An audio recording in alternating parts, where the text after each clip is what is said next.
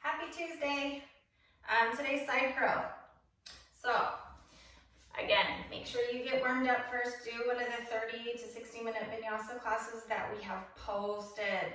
I want to make sure that you have warmed up your spine or done a lot of twisting. So make sure you get your windshield wiper knees in, your seated twists, make sure you're nice and loose, and then a little bit of core engagement. So side crow, one of my favorites. Some people find side crow easier than forward crow. So from your knees, let's tuck the toes and then squeeze the knees together and then lift up. Definitely you could be by a wall for this one. We're going to turn the shoulders. My right elbow, this is my right elbow, is going to hook to the outside of my left knee. And I have a lot of elbow mobility here. My left elbow is going to touch into the outside of my left thigh so that my femur bone becomes my balancing bench. Okay, so from my toe squat, hook the elbows, big starfish hands, place them on the ground, pull the chin off the chest, start to sit up on the elbows, lean forwards, lean forwards, lean forwards, and you teeter-totter into your side crow. Make sure that this outside part of your butt is touching the elbow for the easier variation. And then do both sides.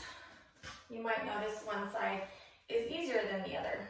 I have a hard time twisting to my right. I have some stuff going on in my back, so I don't like this side as much. But there you go. Okay, so that's your side crow. If you have any kind of fear, grab a couple pillows so that your shoulder can land onto it. Okay, you can also have someone in your house just softly touch your shoulder, giving you a little bit of support or guidance. They're not going to lift your body weight up too much, and they're not going to hold you so tight that if you do need to fall, that it strains any part of your body. So that way you can rest or fall down onto a bolster or pillow. Let me turn at this angle. Have you seen this slide yet? Okay, so hook, sit up on the elbows, squeeze your knees, and teeter-totter. Okay, so that's beginner level. Second level, side crow. One elbow touches the body part, the other elbow is actually floating or not even touching the outside of your leg. The concept to get that hip off the elbow is to twist. So kind of like in Finding Nemo when Dory says, just keep swimming, just keep swimming. Just remind yourself in your head, just keep twisting, just keep twisting. So I'm doing my left thigh down. My hips are going to twist up to the right using my obliques, and the outside of my left knee is going to push into my elbow. So it's tension or torque that will pull the hip off. Okay, so watch this. I'm going to turn my hips up to the sky, to the right. So my knee is pushing into my right tricep. I lean forward and I'm twisting my body, my upper body, my hips twist by pushing my left knee down. So there's a lot of extra weight on this right arm. So this right arm really has to push down, strong biceps. So squeeze that bicep, firm up all the arm muscles, and then your knee is going to push into the right elbow, and I'm going to use my obliques to pull the hips up. So try that on both sides. I'm not sure if I can do this side today.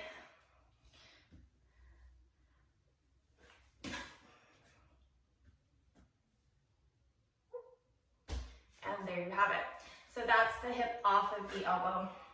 I'm not sure if you can see that angle. Let me turn this way so you can see.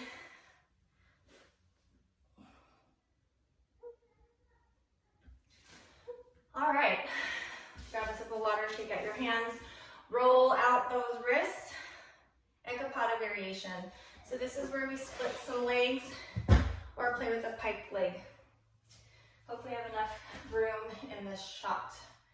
Okay, so I'm gonna go back to step one, the easier variation, resting my femur completely on the elbows. So as I'm sitting here, it's easier for me to balance and start playing. My top leg will start to stretch back. My left leg will split forwards.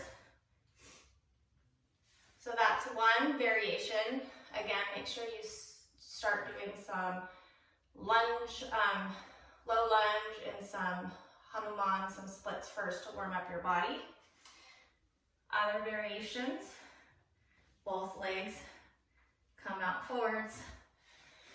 So there you have your side crow variation. So just start playing with it. Again, if you want to just work on your legs and not worry about your balance, just bring your your shoulder to the bolster. That way you can just practice the leg, the obliques, and all the muscles that you need to start moving without worrying too much about the balance. That way you know that you can do this. Then you can bring your ear off the bolster. Okay, so that's another little trick.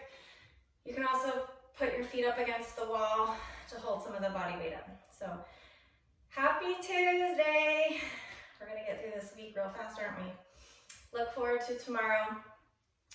Tomorrow, I think, is an inversion. I have to remember. Headstand, okay?